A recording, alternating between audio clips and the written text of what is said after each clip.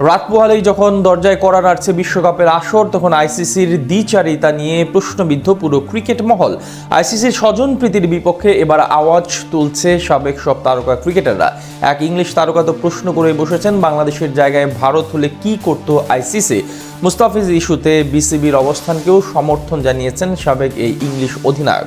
বাংলাদেশের সিদ্ধান্তে সংহতি জানিয়ে কি বললেন সাবেক এই ইংলিশ তারকা, সেটাই শুনবো প্রতিবেদনে। বিশ্ব ক্রিকেটের বিশাল মঞ্চে সবাই নাকি সমান, কিন্তু বাস্তবতা বলছে ভিন্ন কথা।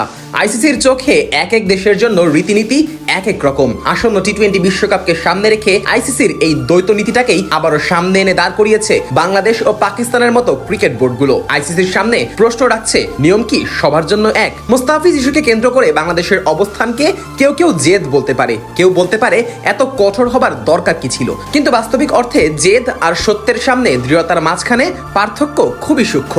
বাংলাদেশ যেন সেই সূক্ষ্ম রেখাটার দ্বার প্রান্তে দাঁড়িয়ে। মুস্তাফিজুর রহমানকে ঘিরে যে অনিশ্চয়তা তৈরি হয়েছিল, সেখানে বিসিবি চাইলেই মাথা নত করতে পারত, বলতে পারত আমরা ছোট দেশ, আমাদের কিছুই বলার নেই। কিন্তু তারা তা করেনি, অন্যায়ের প্রতিবাদটা করেছে দ্ব্যর্থ কণ্ঠে। আর এটাই চোখে পড়েছে ইংল্যান্ডের সাবেক অধিনায়ক নাসের হুসাইনের। স্কাই স্পোর্টসের পডকাস্টে তিনি বলেন, আমার কাছে খুব ভালো লেগেছে যে বাংলাদেশ তাদের কথায় অনড় ছিল, তারা তাদের ক্রিকেটার ফিসের পাশে এসে দাঁড়িয়েছে। যদিও নাসের এতটুকুতেই থেমে থাকেননি, ভারতের ক্ষেত্রে আইসিসির পক্ষপাতমূলক আচরণ নিয়েও তিনি প্রশ্ন তুলেছেন। আইসিসির দ্বিচারিতা নিয়ে নাসের জানান, যদি ভারত কোনো টুর্নামেন্টের 1 মাস আগে আইসিসিকে জানায় যে তাদের সরকার তাদেরকে এই দেশে বিশ্বকাপ খেলতে দিতে চায় না, তাহলে কি আইসিসির আচরণ একই রকম হতো? তারা কি ভারতকে এভাবে বলতে পারতো, তুমি নিয়ম জানো, দুর্ভাগ্যবশত আমরা তোমাদের বিশ্বকাপ থেকে বাদ দিচ্ছি?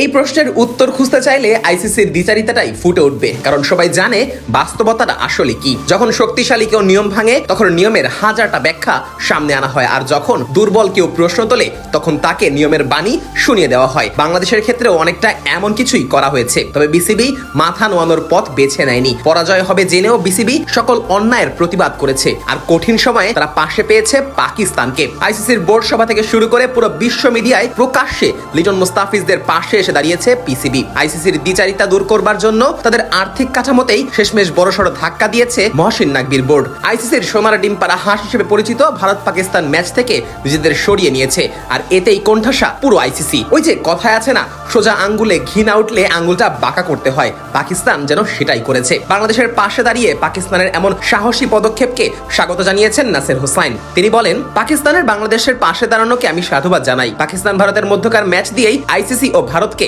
উচিত শিক্ষা দিতে পারবে পিসিবি। তবে এখন প্রশ্ন হচ্ছে, পাকিস্তানকে কেনই বা এই কঠিন পথটা বেছে নিতে হলো? আসলে এটাই জীবনের বাস্তবতা। শোষিত হতে হতে যখন কারো পিঠ দেয়ালে ঠেকে যায়, তখন চুপ করে বসে থাকার আর উপায় থাকে না, তখন আর মাথা নত করে লাভ হয় না। আর সেটাই যেন করেছে বাংলাদেশ পাকিস্তানের মতো দেশগুলো। পুরো ক্রিকেটীয় সিস্টেমকে প্রশ্নবিদ্ধ করেছে এবং ন্যায্য দাবিটাই উত্থাপন করেছে।